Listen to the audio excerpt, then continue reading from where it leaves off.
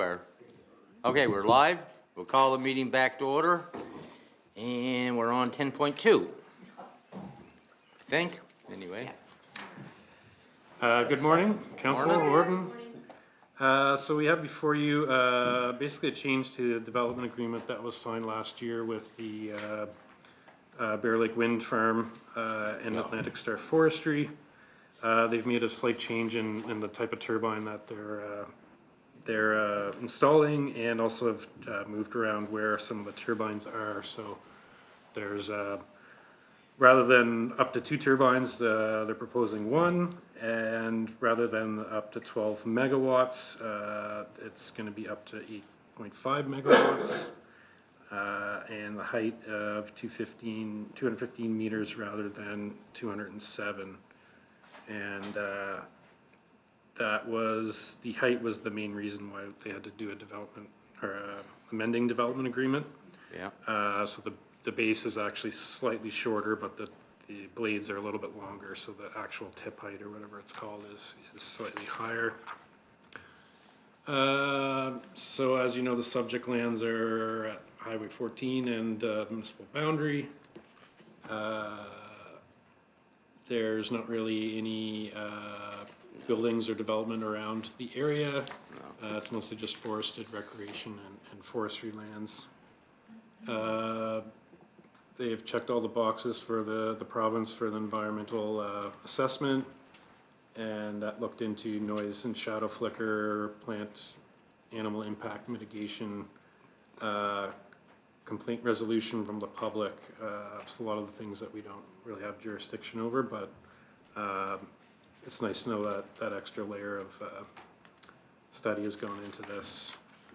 The report shows a few policies that were relevant to speak to, not all of them as we did last year. Basically everything's in conformity with the municipal planning strategy and the development agreement policies. We took this to the public on June 26th at 6 p.m. and there was actually no one attended, so we haven't had any other correspondence from the public. And then we held the Municipal Planning Advisory Committee meeting on July 16th. We had a good discussion with the committee, and they recommended that council hold this meeting and look towards approving the draft amending development agreement. That's my birthday. So the first option is the recommendation, give a motion of notice of intent to enter into amending development agreement. Motion, sorry. And really just the one thing in the amending development agreement, it literally just changes one sentence 3 times. My birthday better go well. Sharon, I'll motion that municipal council make a motion to give notice of intent to enter into an amending development agreement with Bear Lake Wind Farm Limited and Atlantic Star Forestry Limited to permit the development of 1 wind turbine with maximum generating capacity of 8.5 megawatts and a maximum height of 250 meters, and to recommend the council set a date for the public hearing, September 11th, 2005 at 8:45 a.m. That's my motion. I'll second that, but it's 215, not 250, 215. Yeah, meters. we're gonna go with the written motion.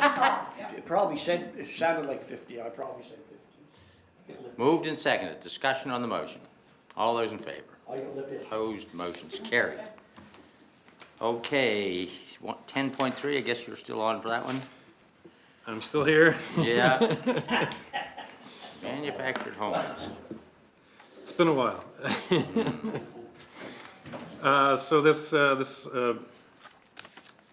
guess request for direction concerns development of smaller lots with manufactured homes.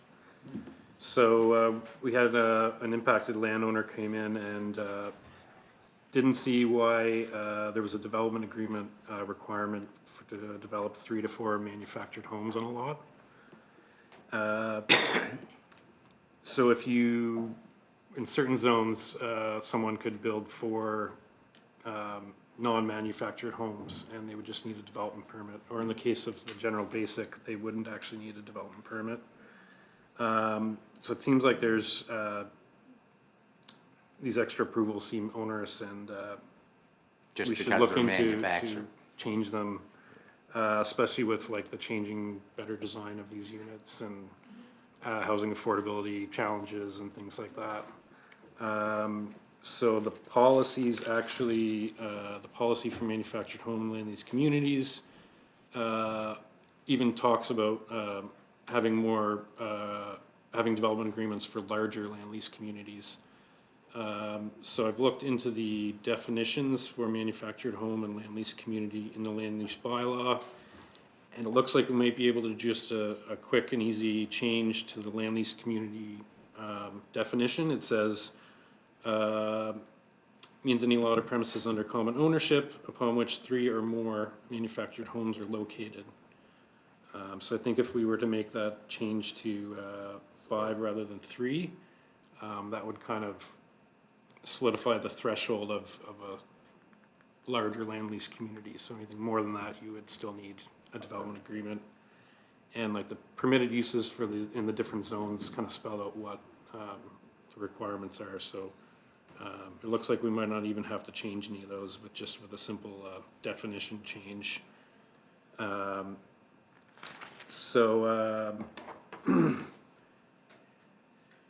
Yeah, development agreements are good things for land lease communities to ensure there's water and septic, emergency vehicles, all those important things, emergency vehicle access. But for a lot to just have 4, then it doesn't really seem that necessary, especially where there's other types of housing you don't have to do it.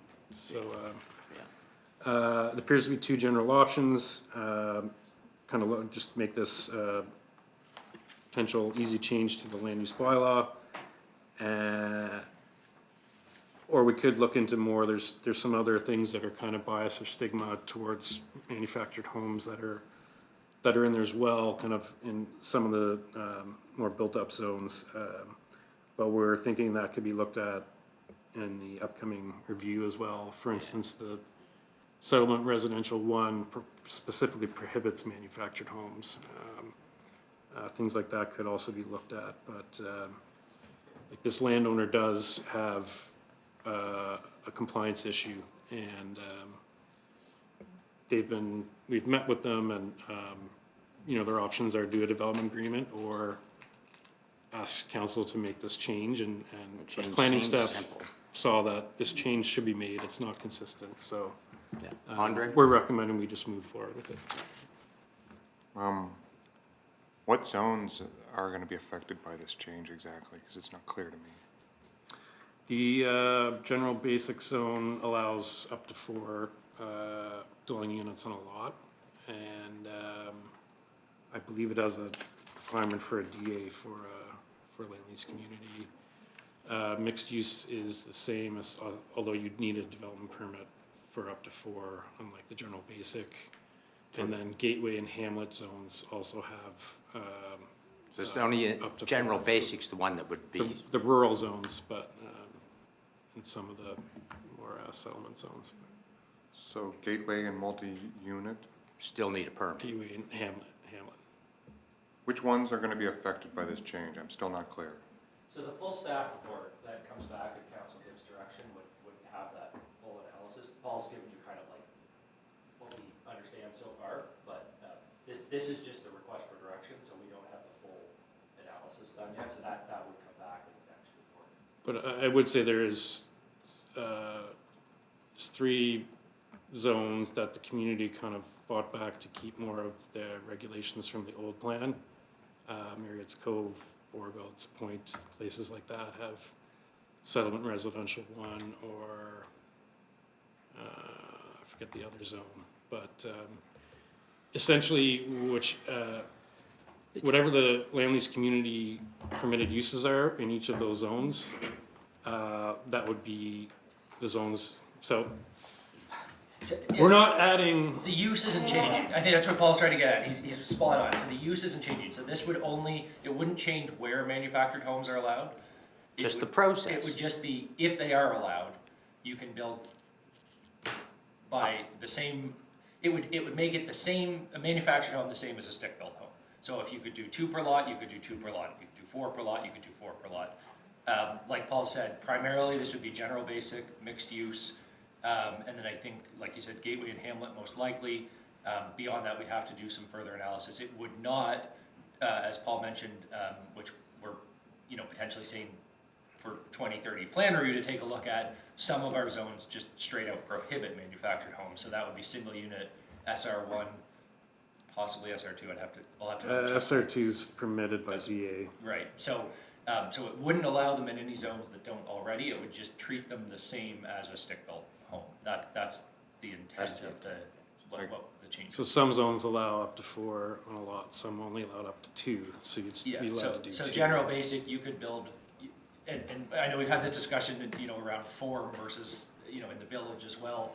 So in general basic, you could build 4 20-foot by 60-foot rectangles, and you'd need no permit. But if you put 4 20-foot by 60-foot manufactured homes, you need a development agreement. That's a Not just substantial a permit. difference. And so really, So we're eliminating that, we're eliminating prejudice towards manufactured Yeah. homes in the bylaw. which Yeah. sounds simple. I have no problem with prejudice against, I don't care if I look like a snob. Dense manufactured homes on a lot have an aesthetic that is generally different than stick-built homes. And usually when somebody wants to put a number of manufactured homes on a lot next to them, we receive calls and concerns because it changes the aesthetic of the neighborhood. That is the reason why it was there in the past. And so it's really important. I don't say that there's no place for these types of dwelling units. Of course there are. That's why they exist. But a lot of our more open zoning is right on the perimeter of our hamlet zones. And that is where our growth is going to be for the next 15 to 20 years. And if we allow, as of right, up to 4, and you can play tricks as a developer, you can further subdivide your lots down so that you have, More of it, yeah, and suddenly your lot, you turn it into 3 lots and you pack 4 on each, and so it becomes not exactly what we had envisioned. And when the communities, then the hamlet grows out into that, then we have this aesthetic that's been now, it's there as of right, in perpetuity, and I have concerns about that. So, even in Hubbard's, we had recently, they were talking about a commercial development on I don't know what the name of that little road is that goes to the 103. Yeah, Mill Lake Road, yes. Yes, thank you. And probably it was an information meeting, but we tend to not handle them very well, and there was a lot of communication back and forth. And probably 75% of the concerns revolved around the aesthetic of the proposed yeah, not the building. development, but. And so we can't, I'm not willing at this point to say, a stick-built home has the same aesthetic as a manufactured home. They don't. Somebody can prove me wrong. So I'm concerned about this because they are different, and where we put them is very important. If we proceed with some sort of analysis or something, that's fine. I know we're not deciding today. I just don't want to put a ton of work into this and feel like there's this commitment that we want to go down this road, because we may look at this and be like, this is where our hamlets are going to be in 10 years, and that could be a big problem, I feel like. And that is my 2 cents. So they're allowed there now, it's just by a different process? Right, yeah. Controls. So currently, we'll talk general basic, so in the general basic zone, you could build up to 4 houses on a lot, and you don't need a development permit. Yes. And you could put up to 2 manufactured homes and not need a development permit. The difference is if you do your 3rd manufactured home, it triggers a development agreement. Oh, okay, So that's a you little jump different, from, yeah. you jump from no permit at 2 to a development agreement beyond 2, whereas for your stick-built homes, the threshold is 4. So you can go up to 4 without a permit, and then beyond 4, you go through site plan approval, and then beyond 12, you go through development But agreement. we would be able to control to somewhat the aesthetics if they had to go through development?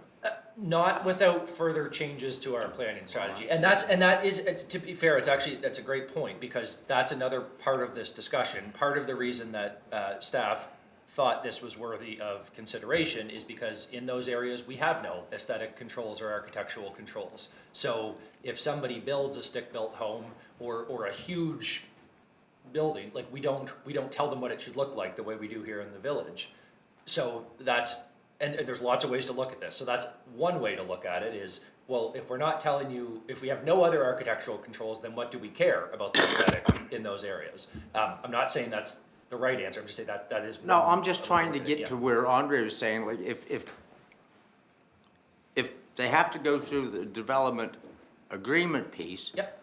And we can't control what they look like in the first place, then we're kind of in the same place. And to Councilor Vino's point, from a staff perspective, we certainly don't disagree that if this is something council's not interested in, please don't send us down to research it. That's fine. I get Yeah. that, I'm just. It will likely come back Yeah. in 2030 plan review in some form, not like Yeah. exactly the same, but some discussion around housing types and again, maybe we want to start considering some more aesthetic policies in our Well, I'd say you areas do, yeah. outside the village.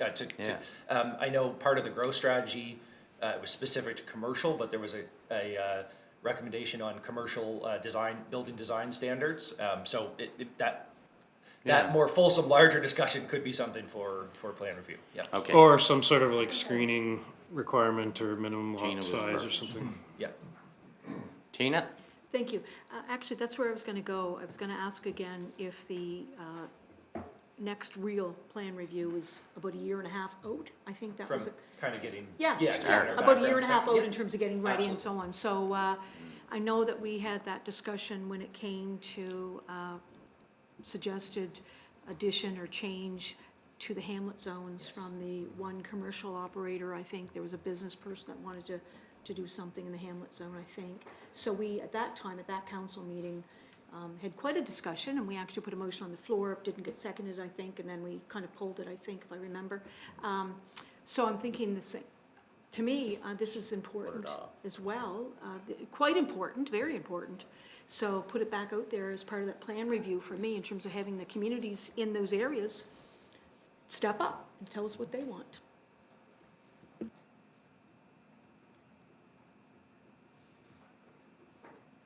Thank you. Sort of. I thought it was me next. Oh, I'm sorry, excuse me. I'm next. Sorry. Are you, Sorry. okay?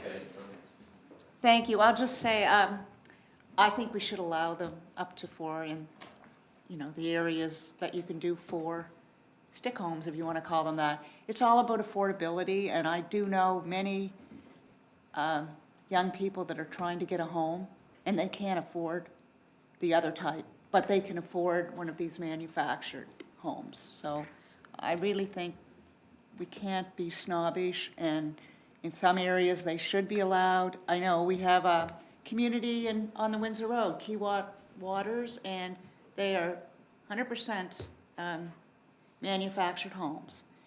And quite a few people live in there now and love it. So I think there's an opportunity. I mean, you can have landscaping and they can look nice. I know people put skirting around them.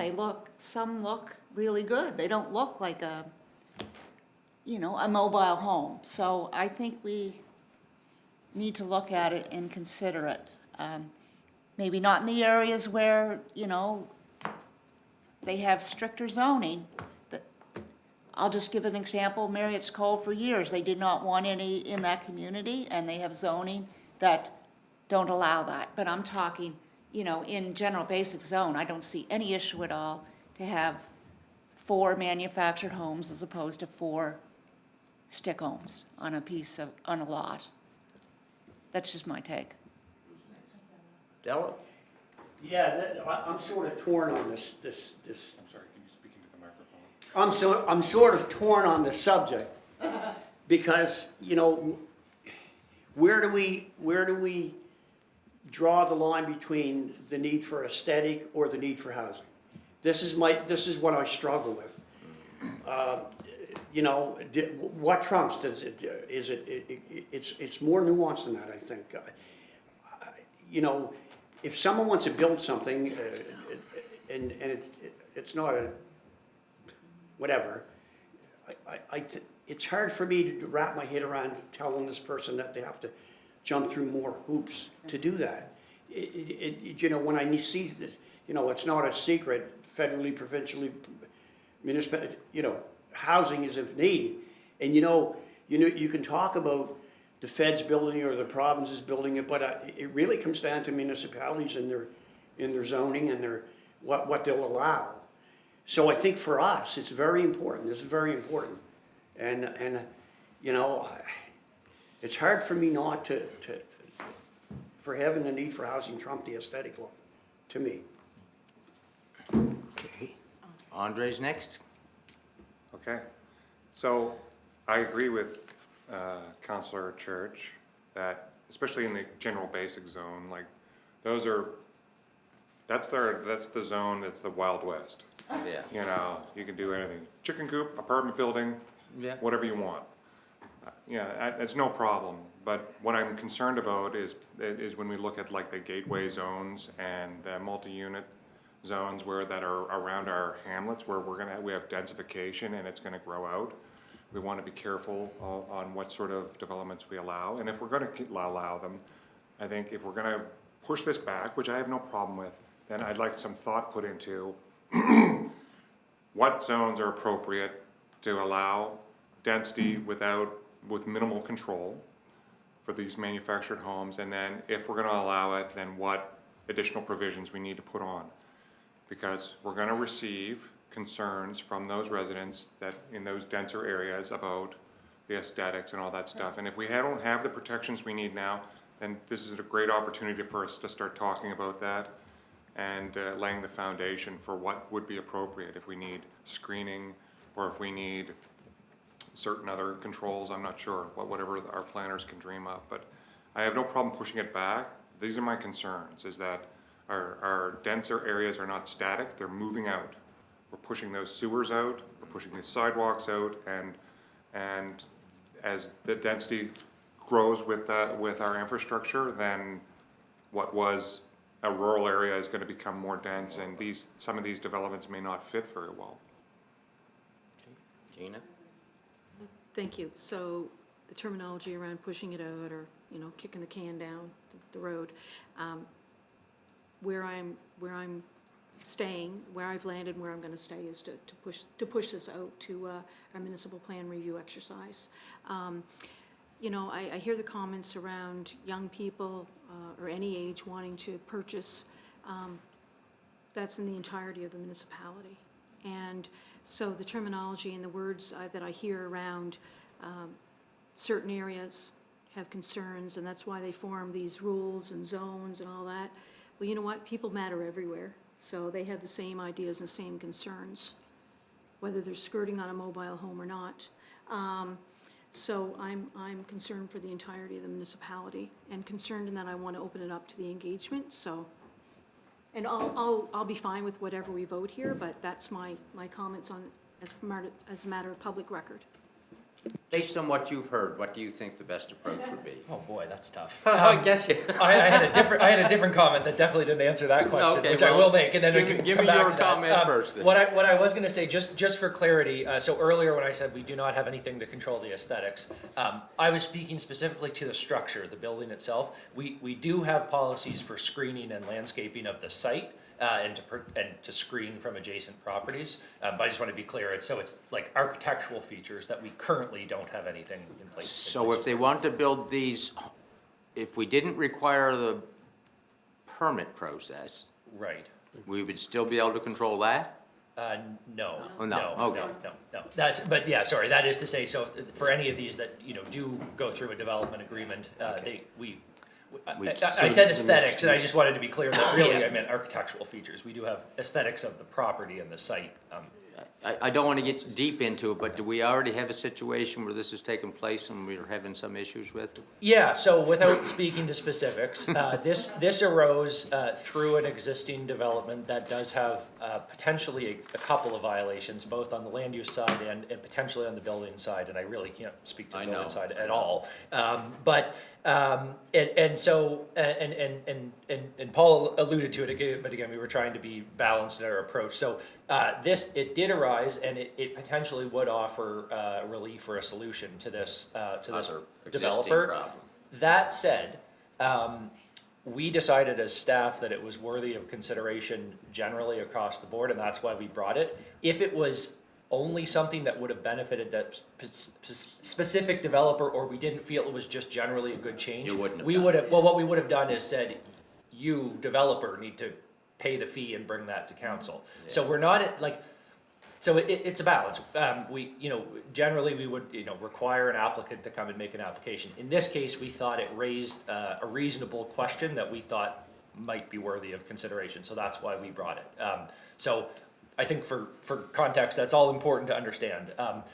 That said, if council were to say no today to this and either send it to plan review or just entirely not want to consider it, that developer does have another path to become legal and in compliance. He just would prefer not to do that. And people could still build these 4 houses, they just have to meet all the requirements That's- that are currently in place. Right. Yeah, I got a feeling that changing we're gonna go through that process. I don't wanna start putting you through that process one piece at a time, and, whatever. So, it looks like, And I'm not sure how prevalent this would actually become, because I'm sure you'd probably have to put 2 wells in and a septic. I don't know. Is it worth it doing that for just 4? Maybe you're living in one, and some people would do it, but I don't know how much. So what I'm uptake mostly there getting out of actually this would be. council is that they're not prepared to get down this road right this minute. Yeah, so. So the council, with our option would be the municipal council direct staff not to make amendments to municipal planning strategy and land use bylaw to permit up to 4 manufactured homes in one lot without a development agreement, which is what's required today. Is Option that the 2. road we want to get down? Well, I can't make a motion, but that's just what I'm hearing in a general sense. So moved, we have a seconder. Seconded, discussion, all those in favor? Opposed, motion's carried. I mean, we gotta come to conclusions on this sort of stuff. Okay, 10.4, more of it. No. Hey, guys, well, Haven't seen you forever. Another fun. sorry. Yeah, no worries. I'll just start into it. So this is the 3rd time this is in front of you, but we're actually asking for a direction this time. So this is the possible exemption to the watercourse and lakefront overlay requirements in the land use bylaw. Go to the presentation, I think is after the report. So just an overview, I've got some slides, just introducing it again, the basis of an exemption. What we came to learn in our council and policy strategy sessions, what type of justification the applicant might have to provide, public consultation, and a little bit on development permits, general basic zone permits, and I'll start into it. So, as you know, there's wetlands, water bodies, and watercourse setback, and there's a lakefront overlay setback, like a setback. It's meant to protect the environment and particularly the water quality of lakes and significant water courses where development happens, and there might be sediment and stuff. Yeah, Tina? impacting. Oh, okay. So I've presented some options here, I've made a recommendation, but as I say in the slide here, this is not final, we gotta go do public consultation, we have to go research and review what the amendments are gonna look like. But we needed some kind of framework to start that work. So there is an exemption in the new village plan for similar, not for lakefront overlay. There's an exemption for, a different exemption already in the municipal plan, but that's if you're, if you want to challenge where the provincial map is showing a water course, you can challenge that with professional justification. So right now, there's a 20-meter setback or overlay so that there's area for vegetation to filter and hold back excess runoff. And so we went through a lot of these matters at the May 15th and June 9th council policy and strategy sessions. And what we came out with was option 3. So comprehensive amendments to both the municipal plan and the land use bylaw, and also to change the general basic zone to require development permits. As you know, it's a challenge to protect these water sources without having permit requirement in the general basic zone, because really there's no check from the development officer when you go to develop under 5 units. So, just You're- that I shh, want- shh, shh. Tina was first. Sorry, Tina, I didn't see you. But I didn't know if you were finished. I don't need to speak until you're finished. They're not finished, No. so Abdel, you're right ahead. I just wanted to ask, with the general basics, so the only thing a person needs is a building permit? They don't need any kind of agreement of any sort, That's good. just a permit? Unless they're, like we were just talking in the last, unless they're over a certain number of units, or if it's commercial, a certain footprint, but yes. if you're- Even in general basics? Yeah. Okay, thank you. Yeah, and that's what we heard at the council and policy sessions, is that if the other zones have requirements, why doesn't this one? Especially if it limits the way that we can protect these significant features of the natural environment. So option 3 that we went with at the last session, add the development permit requirement to be more consistent, and also prep for other projects that are coming down the line that'll be hard to do with this kind of general basic zone format. Combine lakes and watercourse and water bodies, we don't need the lakefront overlay if there's a development requirement in general basic. There's a desire to remove wetlands from these setbacks, which I'll go into a little bit more in a minute. And there was also desire to change how we rely on the provincial mapping resource to more have a static map that shows the water courses. We have one for lakes that we could combine with the water courses and have a more set Better reference Set for map, people yeah. to look at. Yeah. and then also add an exemption. So those were the things. The option I've brought to you here is a little more detailed than we talked to about the last one. So if this goes through, in order for someone to get an exemption, they need to provide us justification why they should be allowed to be closer to the water, geology, or how the slope of the lands are, or maybe that's a smaller lot that you can't fit the house or whatever it is farther back.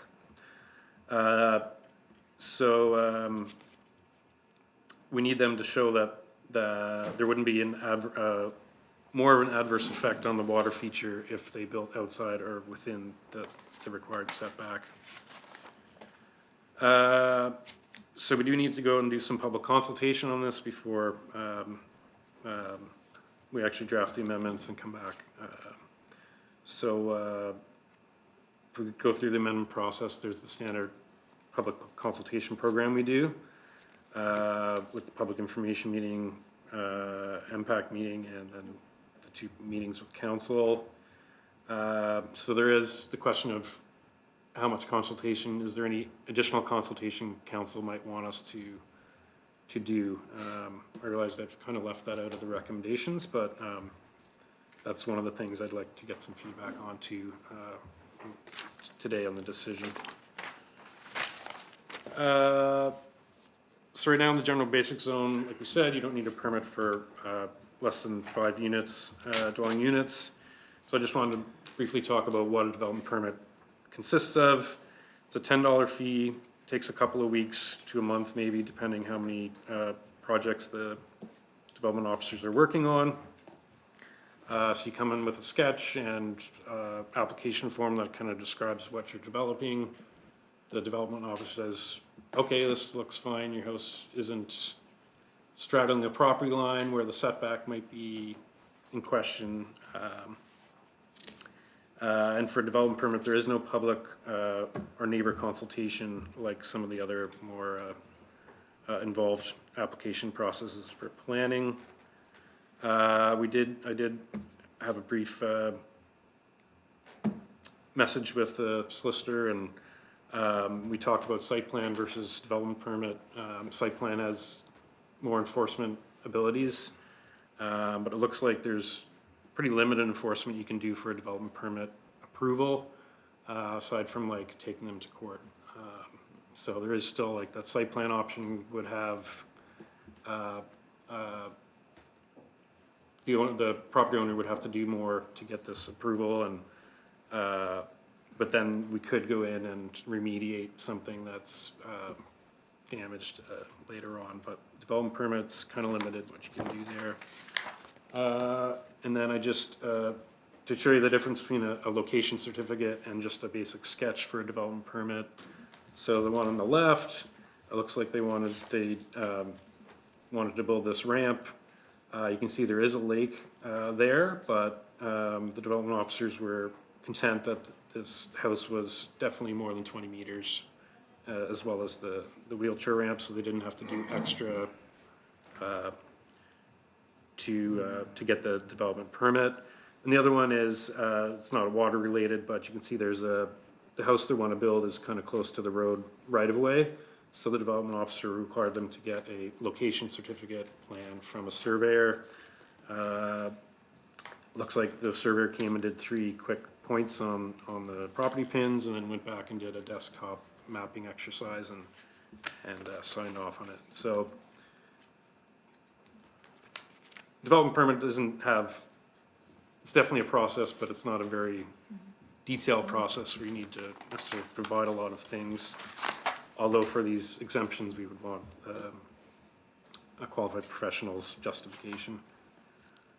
Next slide is just more about the general basic zone. I think we went through most of this. So it's challenging for different reasons, but we could definitely simplify a lot of that if we just had this development permit requirement like all the other zones have. And we could combine the lakes into the other water courses. I won't spend too much time on these technical matters, but water course mapping, I think we went through most of this earlier on. I point to the second last slide. For the lake, when the schedule was created for the lakes, council was involved in deciding which lakes were significant, I guess. Yeah. So if we go through this mapping exercise, then we definitely have to program in some of that to get council's opinion on which water courses may or may not be significant. So there may be a round of something like that to think about as we move through as well. Wetlands, so we'll just talk about removing the wetland from a setback. The provincial government does have protections for wetlands, but they don't actually have a setback. You're just not allowed to develop in the wetland. So they're different than the other types of water bodies. Their boundaries are less rigid, especially where there's like seasonality. And then the mapping challenges as well kind of support that. Maybe it doesn't make sense to have a setback for the wetlands. I believe there's also, like, if you're doing septic and water and stuff, there's considerations for that as well in the provincial side. The next slide, I just talked a little bit. We were talking about tiered submission requirements. Would you have to do the full report if you're obviously well away from the water? And I think the general basic change kind of alleviates the necessity of looking into that. And looking back at some of the slides from previous reports from 2020 and that, any buffer is definitely better than no buffer, and the more the buffer is, it gets exponentially better for the environment. Not just the water quality, but there's more space for animals and plants and things like that. And then there was a question of all land uses are just residential. So the recommendation here is there could be commercial businesses that would want to do this, and it could make sense. Whereas industrial use, maybe someone might have a case for it, but industrial uses usually might have the potential to emit harmful stuff, but they also have large graveled yards and larger buildings where runoff can sometimes definitely pose more of a risk than a house or a restaurant or something. So in the recommendation, I've proposed prohibiting industrial uses. And then also, 2 slides later, I'll talk a little bit more about that. Yeah, more intensive developments. So the recommendation has maxing out the footprint that you can do within the exemption area. And then, yeah, there's just some other stuff we'll look at as we go through. And then this last technical matters one I think is important. So what I'm recommending is trying to put some limits on this. So if we just have an exemption, someone might come in and ask for 3 cottages they're renting out, and they're all within it. All of a sudden, it's a little murky if, this actually allowing these exemptions might make sense. So proposing to limit to 1 per lot, and then also proposing to limit the footprint that can be within the setback area as well to a reasonably sized house footprint. So that's where I've landed. Recommendation 1 is comprehensive amendments and development permits in the general basic. So yeah, I've added a bit more technical stuff from here. The 6 meters could be something that council might want to think about. It's a 10-meter setback for the exemption that just went through in the village plan. But it definitely, there should be some minimum in our opinion, even if like someone might hire an expert that says, no, my house makes sense being right on the water or whatever. Another option would be, might be a little more complicated, but basically not doing the development permit requirement for general basic, and working with basically the same kind of framework, limiting to 1 building, limiting the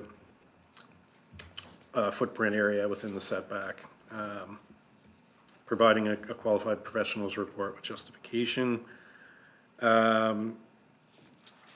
We'd still have to look at the challenges of how do we get lots in the general basic to come in. It might be a new type of overlay that has the water courses and lake in one now. That would be more more clear and easy to deal with in the planning documents. Another option is to just base it on the one that just went through for the village plan. Although that one doesn't have an exemption for lakefront overlay, I believe.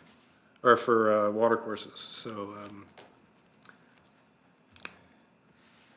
it wouldn't catch everything. Wouldn't fully address the issue, yeah. We could also, number 4 would be, we could do the development permit for general basic as its own project, and then do the exemption concurrently or after, and that would give the public more time to think about and focus on, do we want to add this permit requirement? And then the other project would be doing an exemption based on one of these other options.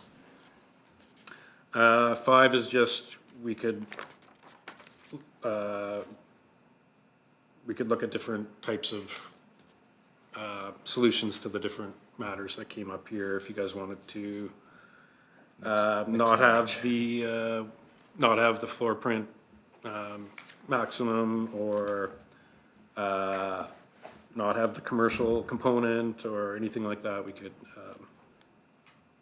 consider that. We could come back, number 6 is just come back with some more information, or number 7 is the status quo, but there is that cottage that's in violation, so that's all. Thank you. So thank you, guys. I know that we had the 2 policy and strategy sessions. It's been on the council agenda. This is the 3rd time, I think, maybe, 3rd time. So it's been here and then pulled back. So I appreciate all of the discussions and the waiting time and so on. I have a lot of respect for the 2 files.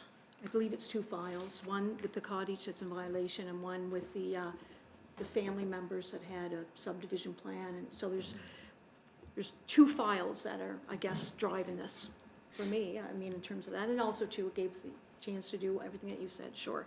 But again, I have respect for those 2, the 2 in the entire municipality. Going back to the policy and strategy sessions that we did have in May and June, and for people who are watching and paying attention and seeing this report, and on page 3, and you mentioned the fact that the recommendation in this report is an expansion of option 3. If you remember from the policy and strategy session, I myself and one other counselor were not on the page of option 3. So I'm not going to call that counselor out or anything, but I can only speak for myself. So I was not on that option at that time. And I did say that I was, so I'm not kind of just playing around here, right? You answered my question around what public consultation could possibly consist of, even though I know you said you're looking for further recommendation here, but I did have a question around that coming in, reading my stuff last evening, coming in today, and one of my questions was, has Municipal Planning Advisory Committee been consulted, or has this gone to them? And they haven't seen this. Okay. And that's following our standard procedure. We get direction from council, Yeah. and then go to Sure, council. yeah. I guess it won't be any surprise, considering what I did say at the policy and strategy sessions, May 15th and June 3rd, and as well what I said at our council meeting of June 26th, when we talked about that hamlet zone discussion, which I just referenced a few minutes ago too. That was when the commercial operator came in and wanted to do that expansion, and yeah. So again, repeating what I just said half hour ago, I guess, with the agenda item that was just on the docket today. I certainly recognize the importance of such changes, and yet we agreed to defer at that time, June 26th, make it part of the municipal plan review, which is starting in only a year and a half-ish. So I feel strongly about this, and I would be asking for a recorded vote if somebody's going to jump in here and make a motion. So I'm okay. You know what? I'm good with quite possibly everything in here, but I want to hear from my community. And it's no different than what we just talked about in terms of modular homes being allowed somewhere and not in others. Like, what are people saying? What are people saying? We're close enough to the municipal plan review that I think that we need to wait, but I might only be one person. The water stuff, and I don't want anyone watching or on live stream or going back in time and looking at it. I'm good with protecting our water. I was one of the people at the time in 2020 that really insisted on increasing that setback. and was okay with the 20 meters. Absolutely, I'm on record for that. So I want to keep our water good. I am appreciative of all the different scenarios that you've given us here. Like, you know, we can take this out, or we can keep this in, things like that. But again, I just want to make sure that I hear from the communities within the municipality of Chester that are going to be impacted. Sorry about that. That's my position. Thank you. Andre? Thank you. I like option one generally. There was a couple of things I might want to, if it were my choice, I would change.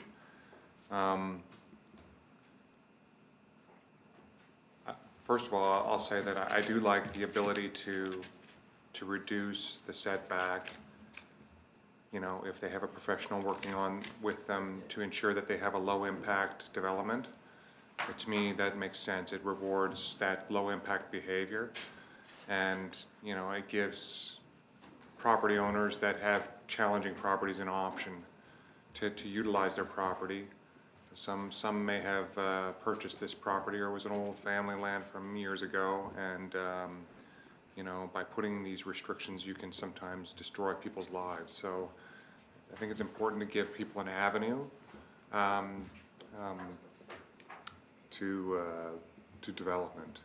One thing that I would suggest, that if we're going to allow some sort of report from a qualified person, that they may also wish to address flood risk in it, as well as not just the impact on the water quality, but also the impact on the structure if they're going to bring it closer to the water. I know that we have done some work on flood risk mapping, and there'll be more in the future, and that will probably, in the future, when we have a more comprehensive map, we may come back to this and have an overlay that with further restrictions. But until then, if we're going to reduce the separations, we probably should address the risk to the structure that is being constructed. I also think that reducing the setback to 6 meters may be a bit excessive. To me, having it would be adequate. So if it's 20 now, bringing it to 10 as a maximum, I think that would be adequate. I feel like that's, and then Queens, for example, have something similar where they allow a variance up to 50%.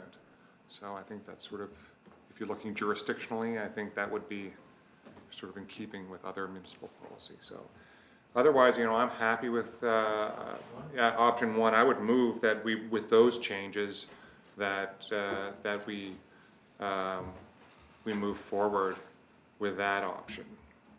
We have a seconder? Seconded by Abdallah? And we were having discussion. Yeah. Because I had a question. I mean, my concern is with it all, but my main concern is the option 7, which I guess what I would ask before I vote, with option 1, that with the motion on the floor, how does that affect the cottage that was, where you speak about that has been moved, has an open violation? If we adopt option 1, where will that stand? From the mapping that I saw, they were approximating 8.4 meters. It was a very rough estimate, but so the 6 meters would catch something in this situation, and they would still have to do a QP report, development permit application. And I think at some point, I think Sam had mentioned when we were having this discussion about someone moving their cottage because they were gonna get flooded out from where it was. But by moving it, they'd be in a violation. So those were, if I remember correct, Sam. So that's what I'm trying to address here. That's what I want to address. The cottage, like you said, has been moved, and basically they would be in violation. But with the setback at 6 feet, they would be in violation, I guess. And I think that's what we were trying to address when we, in this particular situation. Yeah, and also one of the options we represented early on was we could just do existing residential Differently. if it's Although this isn't existing. existing because it was just moved, Oh. so it's Yeah. not existing. But that it's not a new house. Yeah, but it, well, anyway. Yeah. The code thinks it's a new house. Yeah, exactly. The building code would consider it new and we, the bylaw generally would, the way the language is written. Otherwise, that would be, if it had moved, that would be a potential option. But, yeah, so, Councilor Racer, to your point, in that particular case, and we can reconfirm that, but by Paul's recollection, so whether, if you only went down to half, that may not actually be of a benefit to that particular property, so that, I They'd guess, have, is an additional they'd have to consideration. move it again, they wouldn't have to move it way back. We can double check. We Yeah, I thought generally so, don't too. come, to speak I specifically thought to so a file, too. but I know didn't this think is it was an issue. within, I didn't think it was within the 6 meters. I thought it was 46. Yeah. Okay. Yeah. So we can definitely. I remember confirm seeing that. 8.4 meters on the development officer Yeah. plan they had. But Yeah, I that was just, very- that's a big very concern of rough. mine, because, how do you address the fact that, as Sam mentioned, that, with rising water, and if someone has, they have to move it. Right, but I would actually, and I apologize for interrupting. No, it's But fine. I would actually, so if the water's rising, you're gonna be moving it back, which Mm-hmm. is what we want you to do. In this case, the fellow moved it and, he said there was a hill and he didn't want to move it further back. So I'm not sure how the rising water would actually be an issue, I guess unless you ran out of Well, property, I if your think- property was so short that you ran out of, If there's a barrier. land, yeah. Yeah, Well, I think what happened in this case, if we're talking about the same one in Yeah. Western Shore, is that when they did a certain, right. some of the land, some of his camp was on somebody else's This was on land. somebody else's Yeah. property. And the configuration of the land,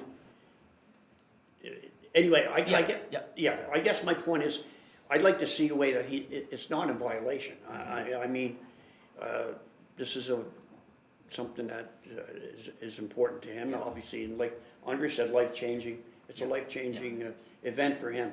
So I guess, I think what we could commit to is that we will, if council gives us direction to proceed, we will confirm what his current setback is, and we Yes. will note that, Yes. that in any options going forward, if it's 10 meters, this would not alleviate that, or if it's 6 meters, this would. Yeah. So we'll Yeah.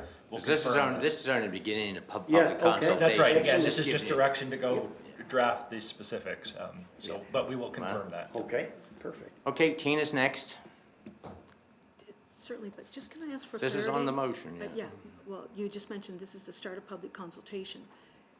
So I am unclear on what the public consultation will be consisting of. Because if we're talking robust public consultation, Well, they're gonna put together something based on option one. right. If the motion Yeah, passes, I don't believe and it's gonna then. be robust, then- though. I don't believe that for a second. Not you, I'm talking No, about no. council. Is discussion on the motion, I will be voting against, as I feel that this should be part of the upcoming plan review. Residents / property owners need to have their say. And I mean in a robust way, not a single or 5 public, I'm talking the municipal plan review exercise. Thank you. Okay. Andre, you're next, I think? No, I was. Oh, not Just, me.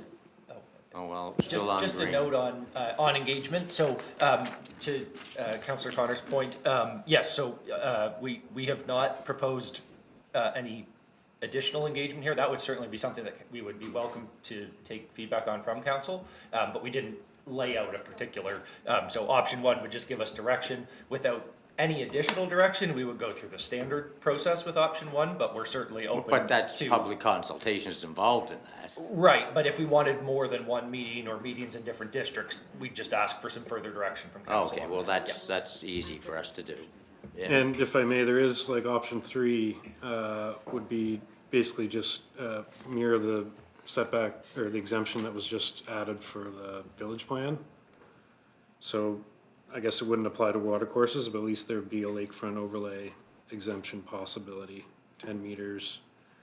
No maximum footprint like I'm recommending, not limited to residential, but you do need that QP report justification. Well, right now, the motion on the floor is to proceed with option one, and then we would move forward to a discussion about how much public consultation we would need if it passes.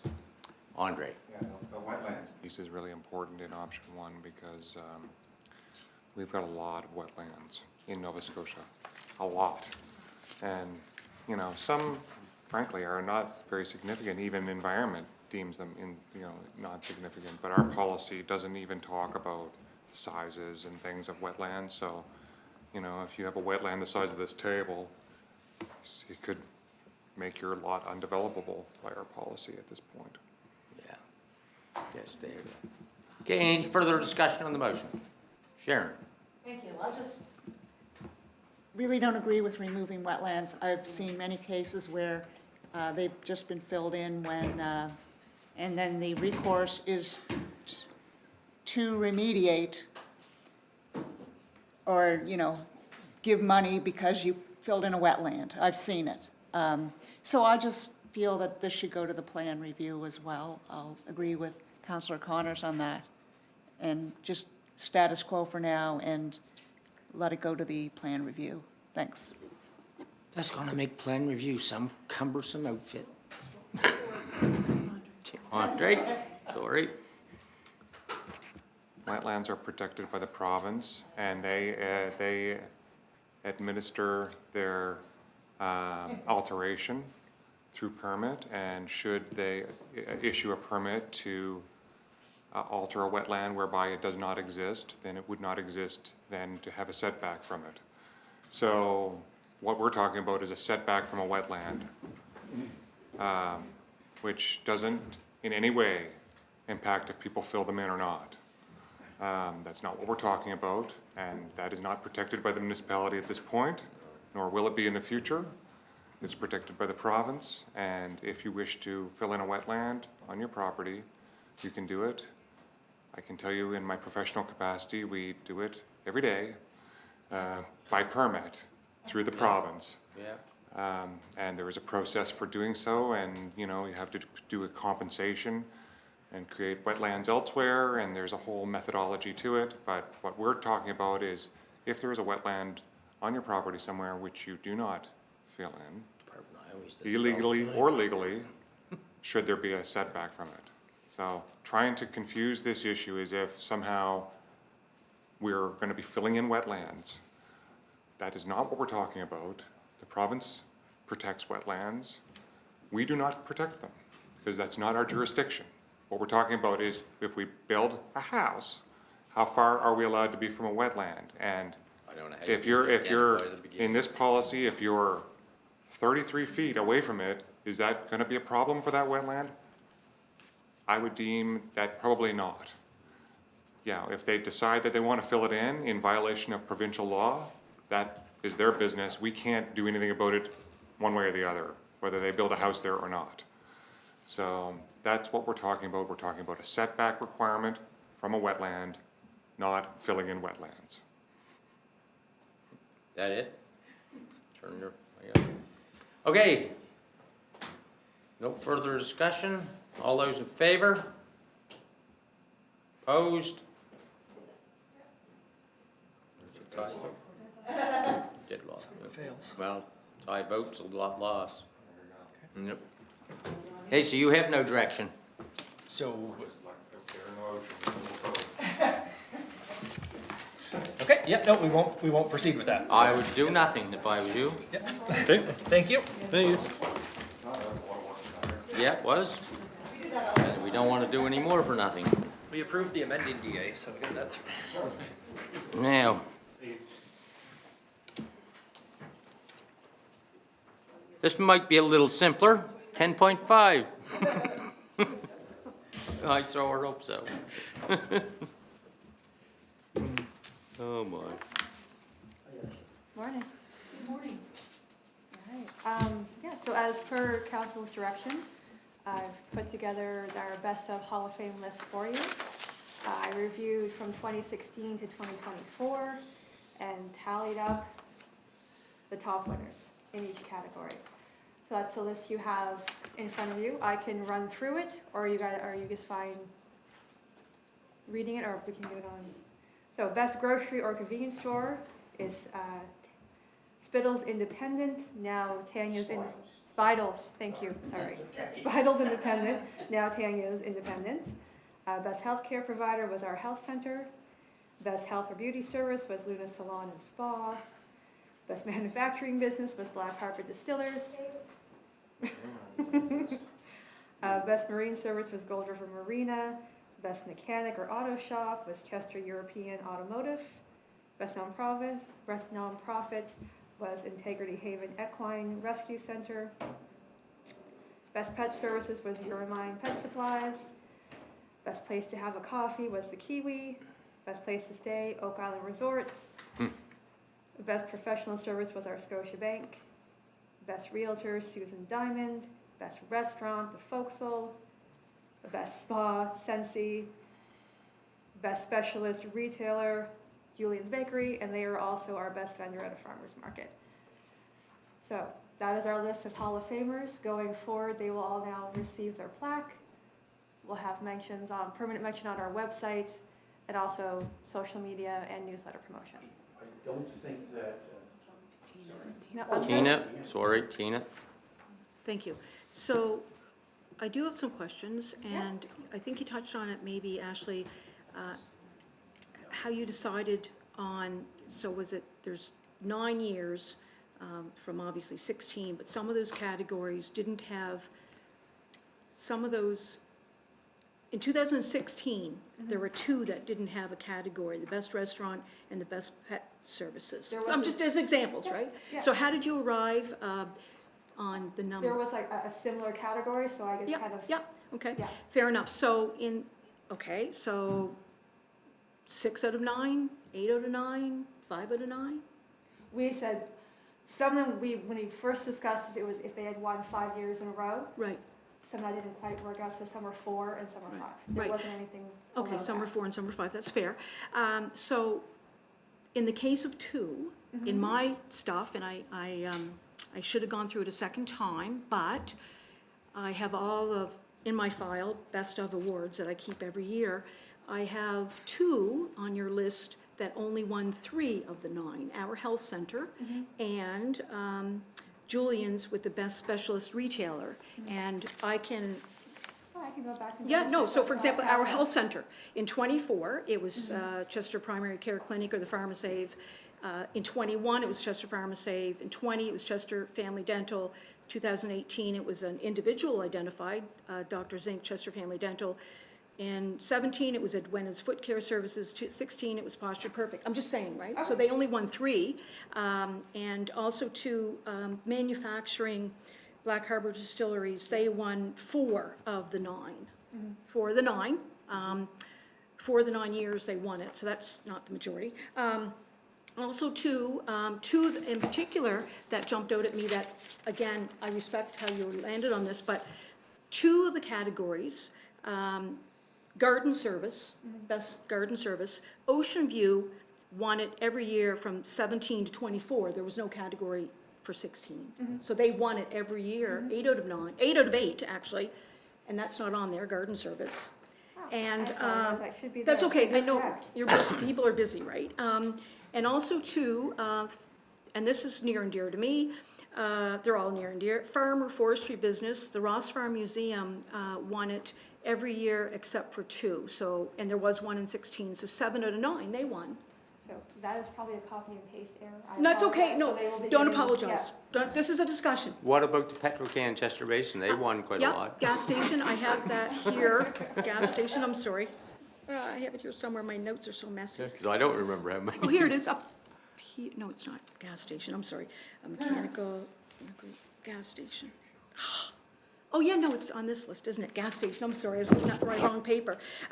Running Man, which is now Chester Yeah, Basin it is, Petrocan, 1, 2, 3, they won it 5 years, 6 years. They won it in 16, 18, 20, 21, 23, and 24. Yeah, so Yes. just why aren't they on Yeah, there? you're right. No, I apologize. That- It's a copy and paste error on my That's part. okay. I thought that was here. Don't So apologize, it's a work in So progress. they will be there, don't worry. They are on my notes. Looks like you need to refresh it. Pardon? Sorry.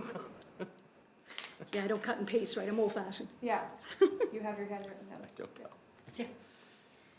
I'm not sure where to go So from I there. could email, I think she needs to update it and bring it back, yeah. I could bring it back, or we could email out an updated list, what would council Cool. prefer? Because we Email don't meet it. for a month, right? So could we do it external, like in an email? Oh, sure, email, I'm fine with Yeah. that. Then we can move ahead on it. Yeah, unless Abdullah has something, because Oh, I he's just next. wanted to mention that Luna's no longer in business, that's all. I don't know what you do with that, but, Well, I think they've sold the building, but the lady herself is still in business. I think she's moved to a smaller spot by Access Storage, is what I've seen Oh? online. Yeah, okay, because the girl that cuts my hair was cutting it at Luna, but she Yeah. moved to the Compass Rose. So is that what you're talking It about? was, Yeah. it was owned, it was co-owned, so one of the owners, one of the former owners is who Ashley's Oh. referring to. yeah. Oh, okay, good, okay. No, that's- Hey, Andre, Yeah, the only comment I had was aligned with Counselor Asa. I have to lip read you, but, thank you. And the only thing is, the purpose of this is for promotion, so we Yeah. just confirm that all of those that we've listed are actually still operating businesses, even if they won many times.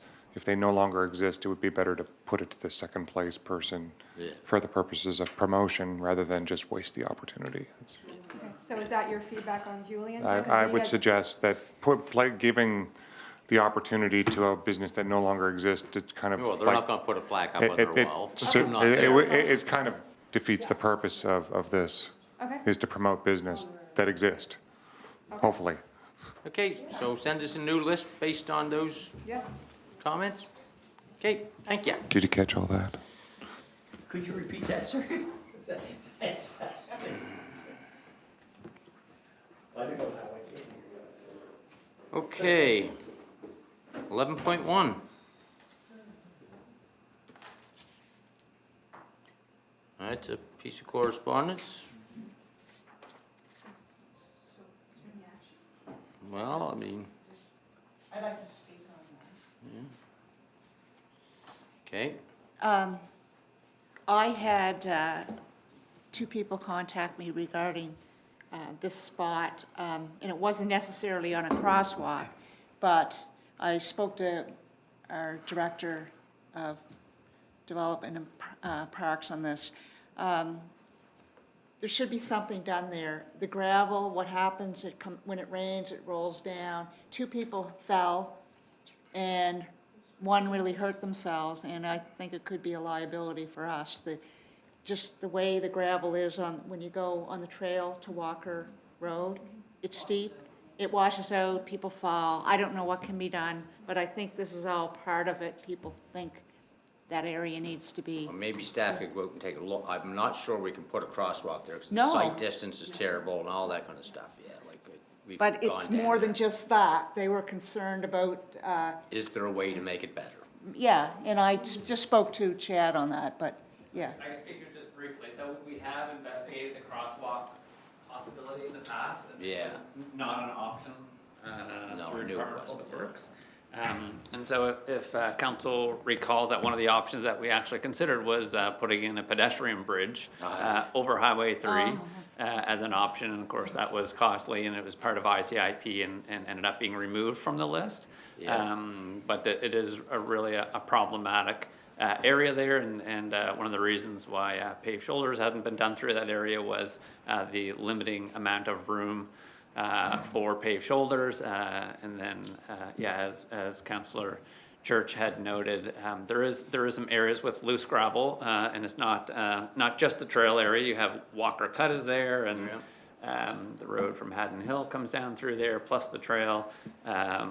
Anyway, so there's a lot going on in that area, and then when you add, on top of all of that, you add events like the farm market with, a lot of pedestrian I'm not sure how traffic. you fix it. It's very problematic.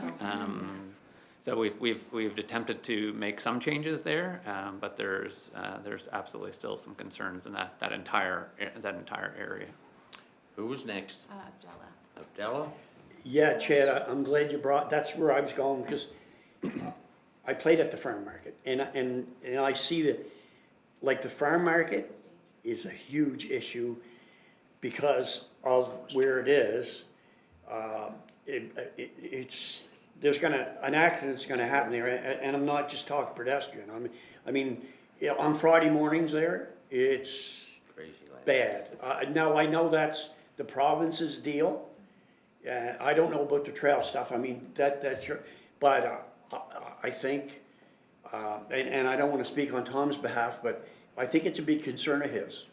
I think he's heard from a lot of residents, with the farm market especially.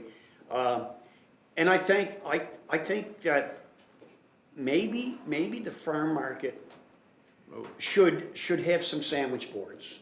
Perhaps that would say, just on the farm market days, you know, how many meters away saying, caution ahead of farm market or something, right? I don't know about the rest of the time, but I know farm market, it is gonna happen.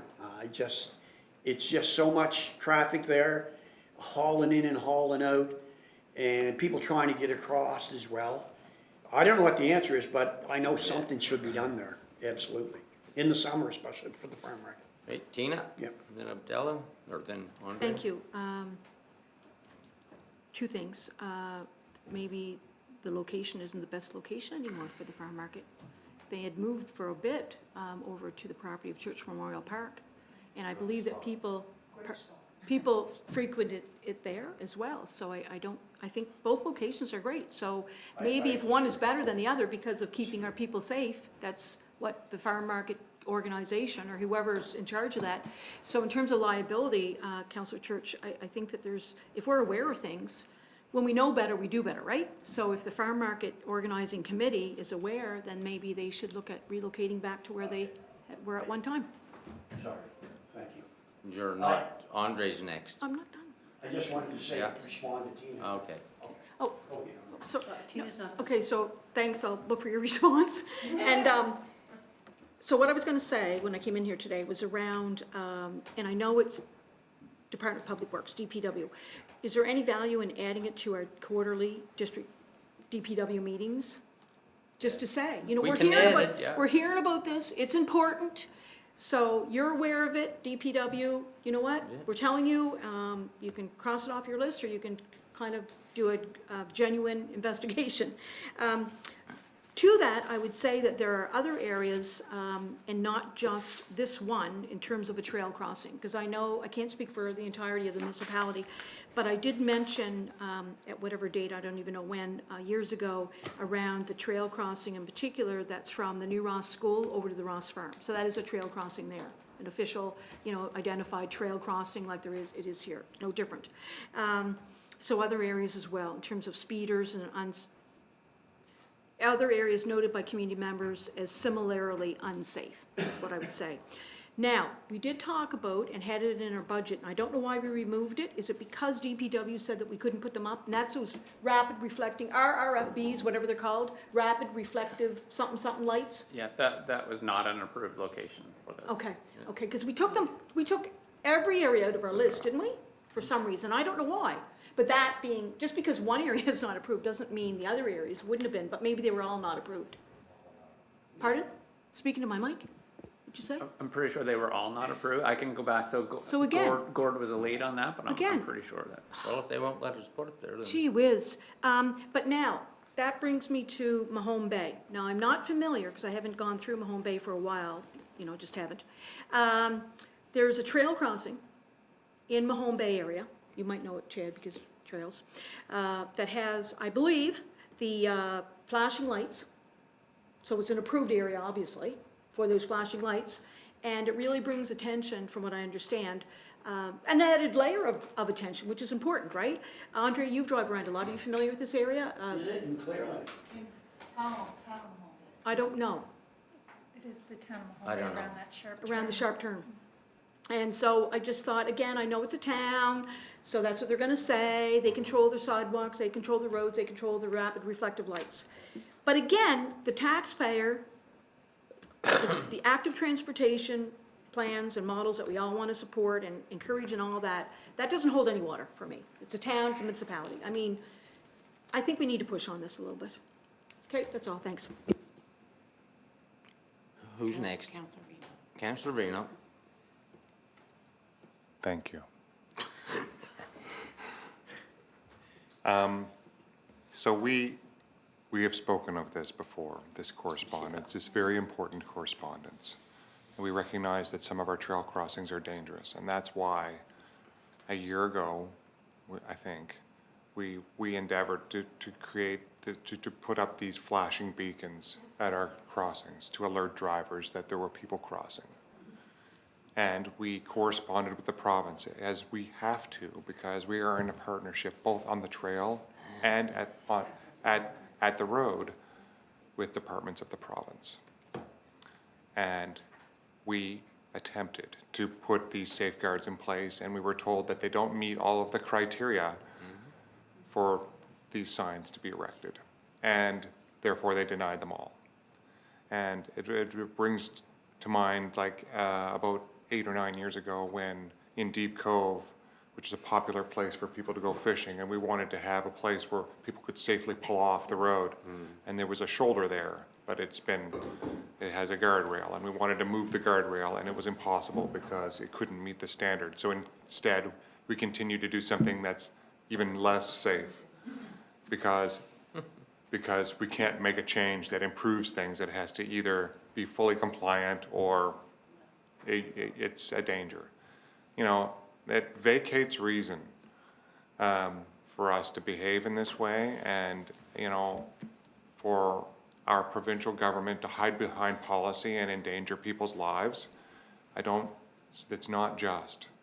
So I believe, first of all, we should respond to this resident and explain that we have attempted to put flashing beacons at this crossing and others, and that the province has denied the request so that this resident doesn't think we're doing nothing. And that we should advise them that we would encourage them also to reach out, as we have, to their provincial representative, so that they don't think that we're doing nothing. And I think Councillor Connors is right. We should revisit it at our quarterly meeting again. We can bring this correspondence as an example. Yep. But they're 100% right, and it doesn't matter if it's the farm market or just our regular trail use. We have a number of crossings that are not very safe. In East River, as it crosses the 329, it's been raised as a concern as well.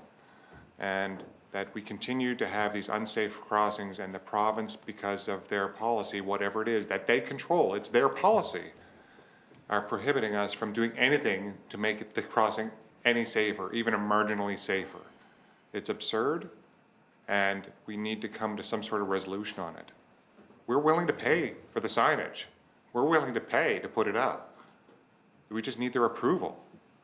You know, and if we have to, like, you know, if it's some sort of, I don't even know what the liability would be in putting such a thing. Because the people are crossing there anyway. So if we put a beacon, like that's not a guarantee you're not going to get hit. At least it gives you a chance of getting across. Like, so I'm even not sure what the concern is from the province's side on allowing this to proceed. So that's my recommendation: is respond, explaining that we have tried, that it is provincially controlled, and that we'd encourage them to reach out, and then we can bring it up again, and we can tell them that as well. Yeah, okay, that sounds reasonable. Just before I respond to Farmer, Andre brought up, just jarred my memory, actually. So I know of several crossings in my district that are actually private roads, okay? So if and I've talked to people up those private roads, and it's very dangerous with ATVs coming. So is it a possibility to put beacons or something on those private crossings? On the trail? The ATV guys are going to get off and push the button. On the trail. No, just like, I don't know if we, like, because there's near misses there of cars going across and ATVers. And I know we're talking about pedestrian So walking who's on. going to push the button? Right, so. No, but I'm not saying a button. I'm saying some kind of a flashing light I mean, that's not, I don't know. How does the light flash? Well, How does it know to flash? Yeah, so we have a tremendous amount of. It's flashing all the time. crossings, It's all and over the damn place. There's a significant number of them Okay. with various levels of I guess, of traffic on those roads. Sometimes it's a driveway, sometimes Yeah. it's a private road, so we have a lot of crossings.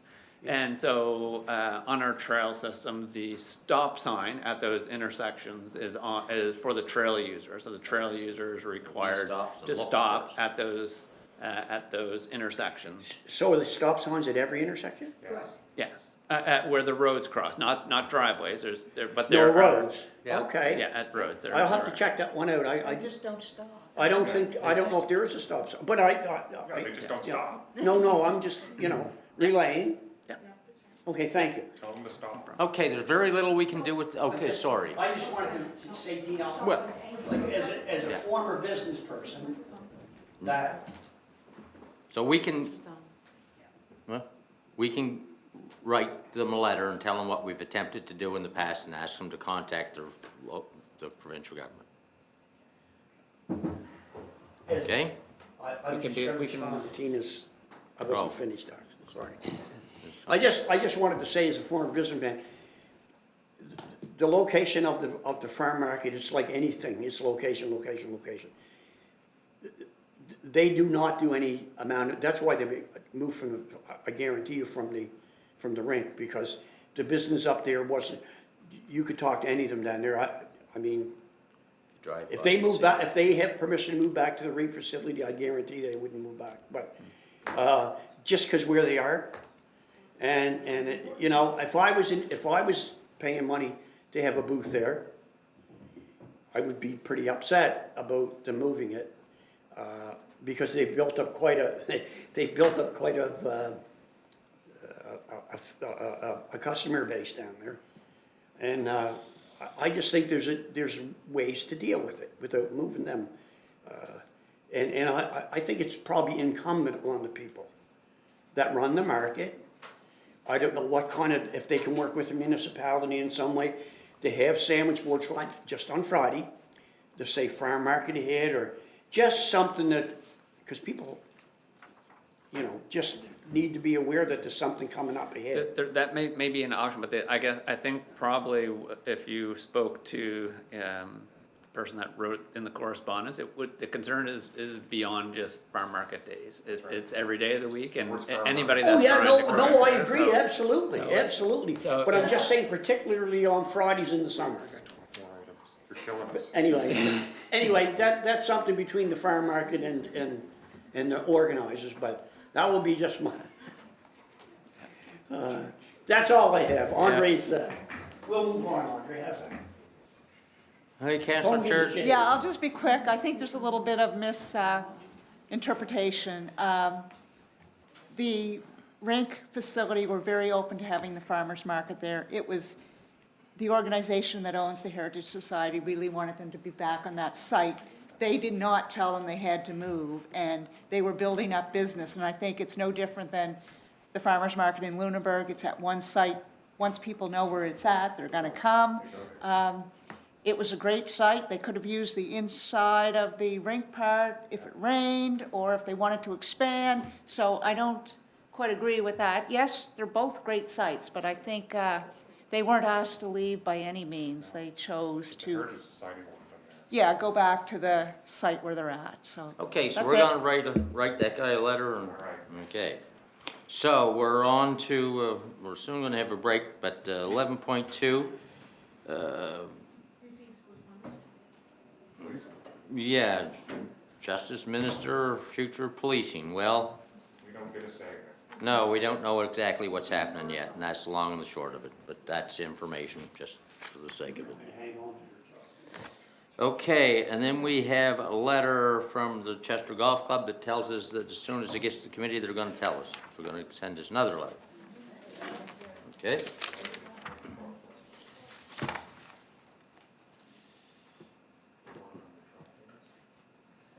So now, if we can take a 10-minute break, can we? I mean- Yeah, I need to. Well, yeah, like I need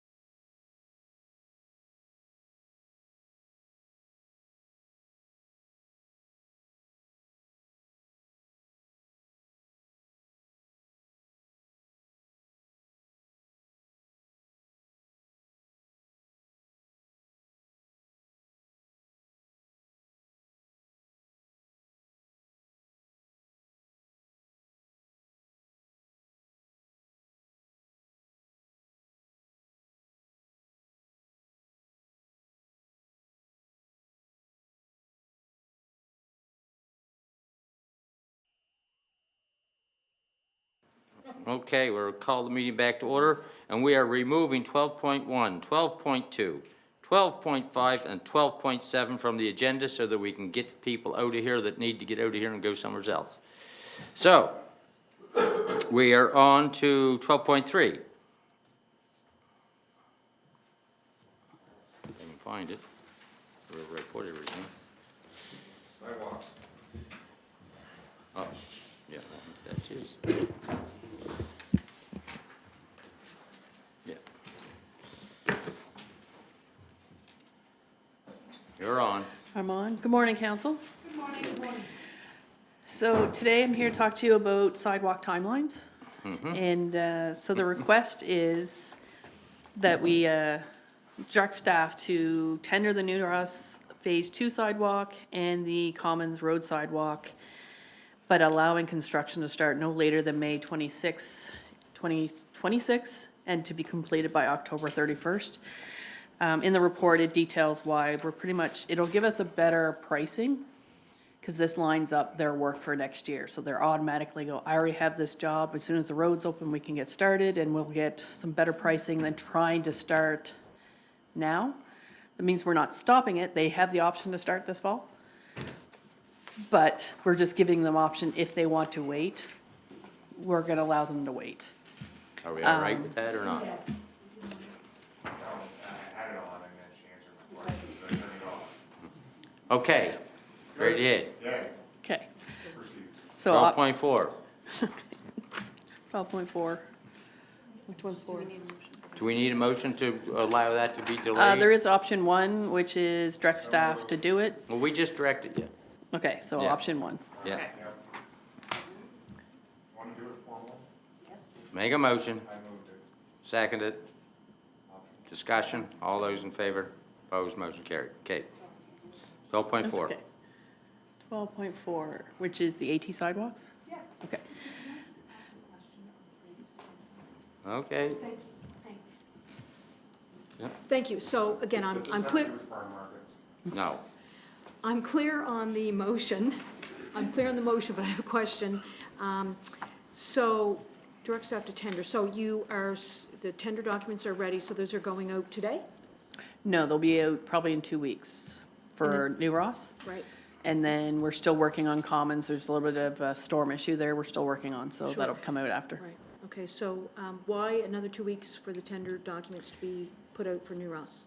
Just They're wondering. not quite ready. There were some edits I sent in on Tuesday. They're just not quite ready to come back. Yeah, And then we'll get them in the lineup for procurement downstairs to get them out. yeah. Okay. Okay. So, Okay, second one today is to award the AT sidewalk construction. So we went out to tender for the Hubbard's Loop, as we're gonna call it. So that is Fox Point Front Road and the 329.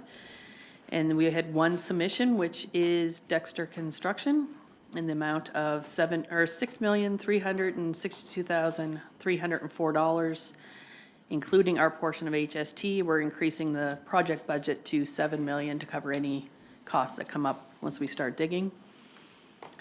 They were the only submission, so that's our choice. So we can award it to Dexter today, or I don't know if we go back. This is ICIP, so we don't really have a lot of options in this one. what do we want to do? Tina? I believe we're gonna be awarding, but I have a question. Remind me again, what we had set for that budget, so I know in my head what we're over? It's in the report there, so. Yeah, yeah, 4.1, yeah. 4.1 to 7 now. yes. Yeah, yeah, yeah. Just getting ready for my talking points out in the communities. It's important. I So we're, would respect Councillor Vino's comments this morning earlier, where we are the captain of the ship when it comes to sidewalks, and we are willing to invest in our communities. Wow. Okay, are we going to move that we approve the tender? Second. Discussion. Discussion, wait a second. Yeah. Is there any funding that's coming in for this or what? So this is ICIP? Yeah, I thought so, okay. Yeah, so this is the three-phase funding for this one. Yep, okay, thank you. All those in favor? Opposed, motion's carried. So I think I'm on to 12.6. 12.6, somebody moving something? I just have a question. I don't doubt it. Just to, yeah, I think I know the answer, Tammy, but I see with Vaughan Road there, and I think you spoke about that, the two sections. Yes. So that's the bottom section, if this is correct? Yes, Yeah. yes. Yep, thank you. So I'll So- move Moved, option A. seconded. Discussion, all those in favor? Opposed, motion's carried. Okay. All right, Tammy. Okay, That's I'm it? on to district grants, 12.8.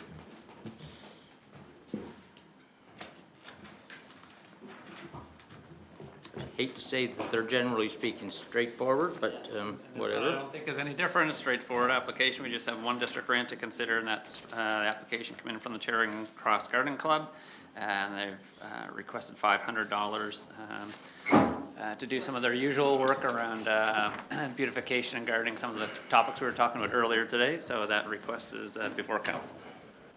Somebody prepared to move, we approve it? Seconder? Seconded. Discussion, all those in favor? Opposed, motion's carried. Thank you. Dry well.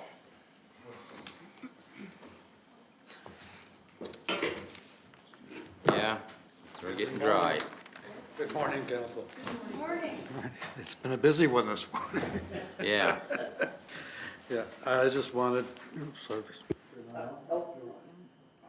You're on when it's red there. You're red down. There we go, Yeah. good, okay.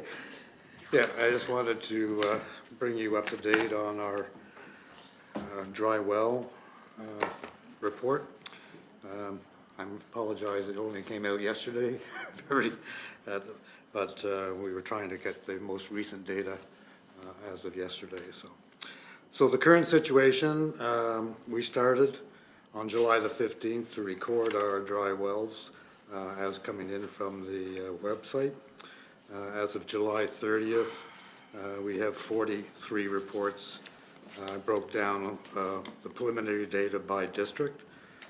One thing to note in that preliminary data was that we're seeing a higher incident rate or trend in District 6, which District 6 has not been suffering, if you want, for the last couple of years. The EMO precipitation, we had a little bit of rain this morning, but a sprinkling. And we're getting a little bit more this evening, but in no way making up any deficit at all. We're right now 150 to 200 millimeters deficit in our precipitation in the last 6 months, especially with related to the South Shore area. The forecast of August or July the 18th shows a hotter and drier trend going into August. So that's where we stand with them. The next forecast will come out sometime in mid-August. In the report, I did give a background of our, the councillors that may not be familiar with the program, but it started back in 2016 when we had a major drought across the province, and the MOC had continued with that independently of the Emergency Management Office over the last period. Last year's program, we started in September the 9th, and we ended in December as of last year. We had 346 wells recorded, 26,000 coupons issued to 930 residents participating. There is in the report a background of the other years. In discussion, it's important that we notice that the maintenance of the dry wells is really the owner's responsibility and not ours, but we have been providing a program over the last couple of years. It's only temporary relief, and it's only for bottled water. It's not supplying additional water for flushing toilets and doing laundry. It's only for potable water. And we just, this morning, approved the new lending program, so we're using that as a promotional evidence to try and get. When we hand get out bottled permanent. water, will we hand that information out Yes, to we the? do. Okay, We do good. now, and we also are doing it now. My understanding is that there's at least 8 participants that are in application right now, which is great. And we're continuing to work on the establishing of community wells going forward. So we We're had. just not there yet. Yeah, we had $20,000 allocated in this year's budget for the program. So the report has a number of options that we can consider, and I just wanted to put that before council this morning. We have exceeded, in option number 2, we have exceeded the previous trigger date or trigger number of 30, but that was sort of an arbitrary number that we were working with over the years. We have an option of continuing to monitoring, but not implement at this point, and wait for the precipitation forecast in August, see where we stand at that point. We either have an option of triggering the program now, but with modifications that council may want, limiting the number of, or limiting the budget in the sense of the cost. Last year, we far exceeded the numbers. $60,000. And then perhaps 48. considering other changes to the program. The fourth option is just not implement at this point in time, and move forward with public education on the dry well or the lending program and things like that. So I leave it up to Yeah. council to decide or to give some direction on Andre? where we want to proceed. So, I'm not sure who can answer. I have a feeling Councillor Connors may know. How many years have we been trying to get the community wells program up and running? How many? At least Off the 3. top. More than 3. Oh, yeah, it's been more than 3.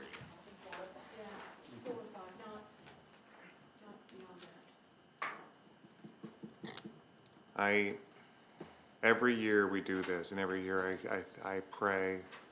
For rain. I send a signal thinking, hopefully this will be the last time. And then we roll through another year, and then we're out there giving water coupons out to people. It's craziness. And what a failure that we're here again talking about this, and we still have no community wells. How can it be this hard? How close are we to some of the ones? I don't even know what the barrier is. The barrier, I think, to my understanding, is around the contract, so liability with the water and it's. Paperwork. You're telling me it's paperwork for 4 years? Fix the paperwork, man. Yeah, there's certain liability with providing a public Solve water the problem. source. If it's paperwork, let's solve it. Come on. Working on it. We got a cracked legal guy right there. Let's get that guy going and get this paperwork solved so we can move on with this. 4 years, 5 years? How many years have we been trying to get this going? He'll talk about it in camera if you want as to why it's. Yeah, problematic. I want answers because Okay. I've been demanding this for years. And every year we're going around handing coupons out like it's monopoly money. It's crazy. How Okay. can we be doing this still? Okay, so it's taken too long, I get that, but right now, we don't have any community wells, so what are we gonna do? Fix the paperwork, no more money, no more coupons. I can't speak for Public Works, but Yeah, I know. there are several that are right on the edge of finalizing, and we've also drilled another well just recently at the new site. I don't have the data on flow, but apparently it is, so, yeah. So, Abdallah, But, yeah, you know, this is a dear, actually, I brought this forward probably 6 years ago about the fire departments, and then we went down this road. And I do understand, Andre, that there are a couple, and I think one that's pretty close is Chester Basin, at the church. Yes. So, and it's the answer. Yeah, they we just just can't can't use keep it doing today. this, but I know, I understand it takes time, but that's not gonna help us this year, obviously. No more. I'm out. Anyway, thank you, that's all I have to say.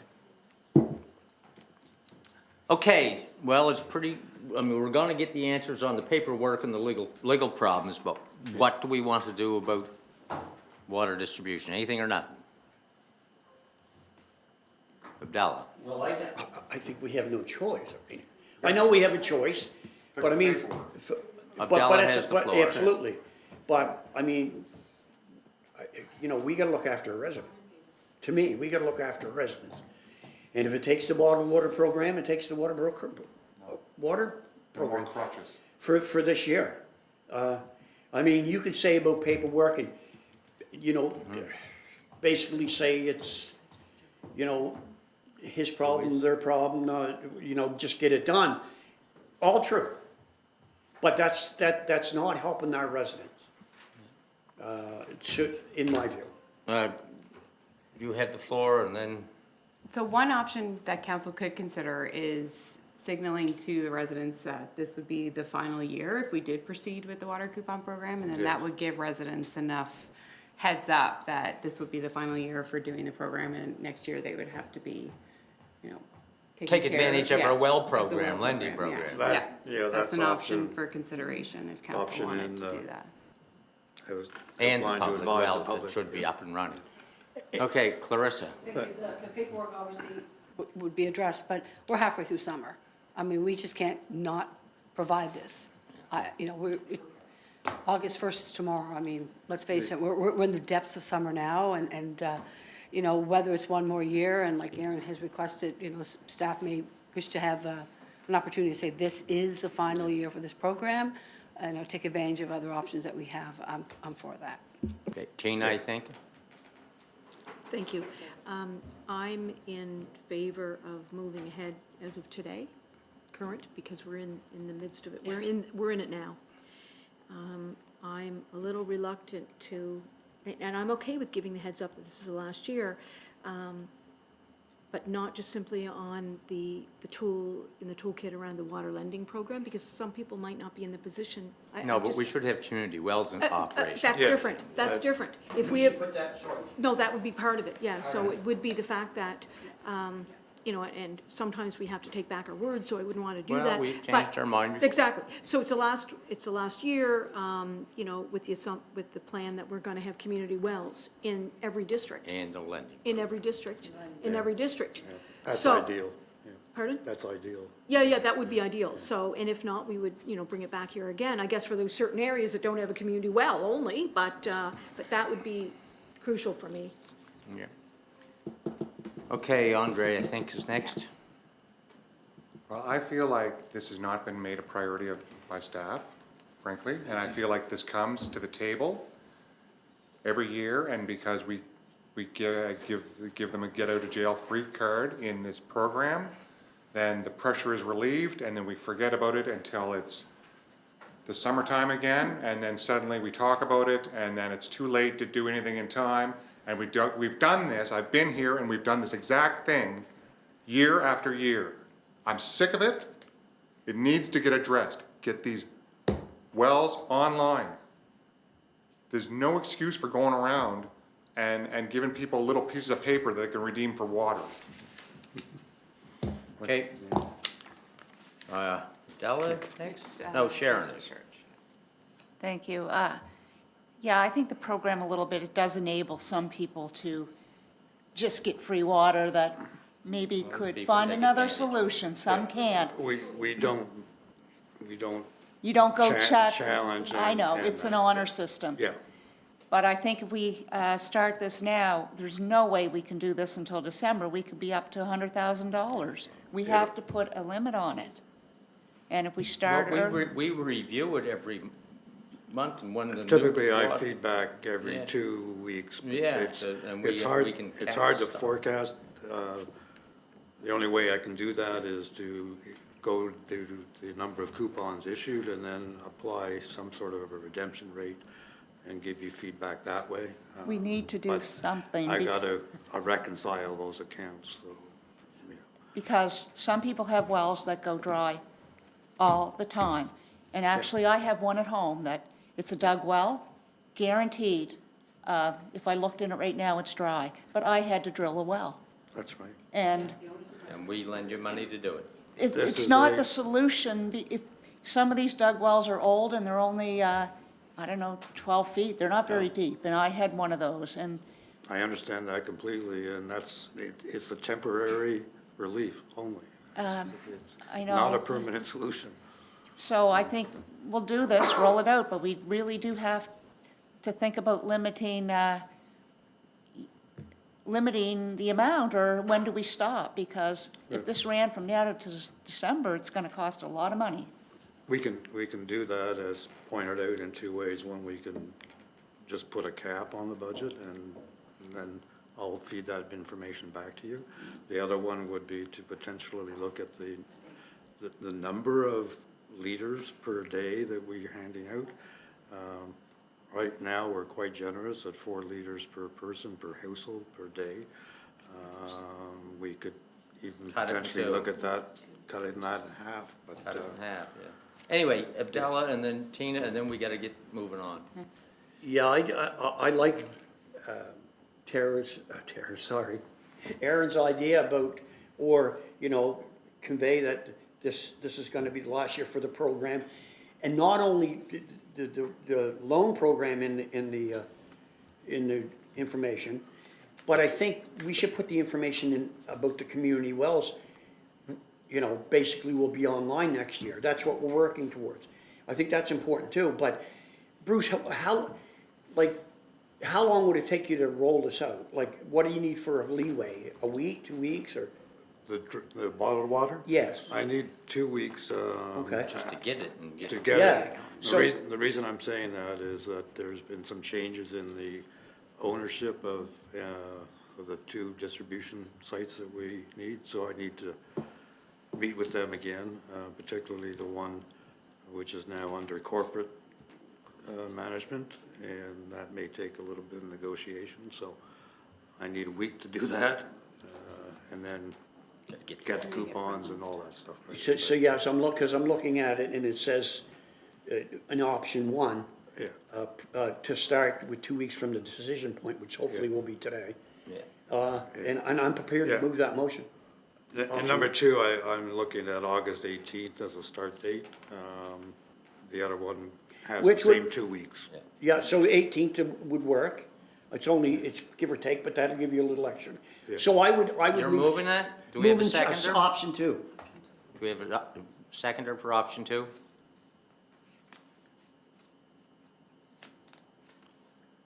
We do not. Okay. Well, that's a good question. That's why we're, Tina had, did you have some further discussion? District 6 and the increase, but that doesn't. So what are we gonna do? Anything or nothing? So I do have a question, and so I should be able to figure this out myself, but option 3, trigger the program now, but with modifications, with a budgetary cap and changes to the amount of water supplied. Did we discuss that? Did we say? Well, I suggested moving from 4 liters to 2 liters, Perfect. I which is like that better one. than nothing. I like that one. So even when we say trigger the program now, it still means It's still 2 weeks. 2 weeks. Yeah. It's still 2 weeks, yeah. That's- Yeah, On the outside, I could probably do better, but that's Yeah, a yeah. date that we could pick. yeah, exactly. So no, and that's fair, that's what we work with. But now I get a chance to say this. So for me, I've heard from a few people, not a lot. I've heard from people that I've never heard from for anything in my time on council, 12 or 13 years, whatever it is. And so I know it's got to be really important when you only hear from somebody once. And they're not complaining really, like they're not saying anything negative, but just saying, please, can you let us know if this is happening again? This is for the first time for us, for water, and we're conserving what we can and everything. So I'm just saying, I know it's dire. So do we want to go with option 3? Please. Well, I need a motion. Well, are we gonna talk about what, we have to talk about the budgetary caps and things, won't we, before we put in the motion? Yeah. The changes, what? No, he's going to come back to us every I- couple of weeks. and- I have the budget cap right now. Yeah. Unless you wanted to reduce that, but right now I. But we're have- going, but this would reduce it from 4 liters to 2 liters. Per Right, person per in day. the quantity. Which- Clear, it's on record that we, Yeah. you know, I wanna know, right? What is your budget cap at this point? 20,000. That's what we put in the budget. So somebody move it, did they? Move it, sorry. Yes. Seconded, Della? Discussion? Yeah. All those in favor? Opposed? Motion's carried. Okay, thank you. Thank you. The motion. That's it? Okay. To the very best of my knowledge, we're going in camera. So a motion to go in camera? Second? Discussion? All those in favor? Opposed? Motion's carried.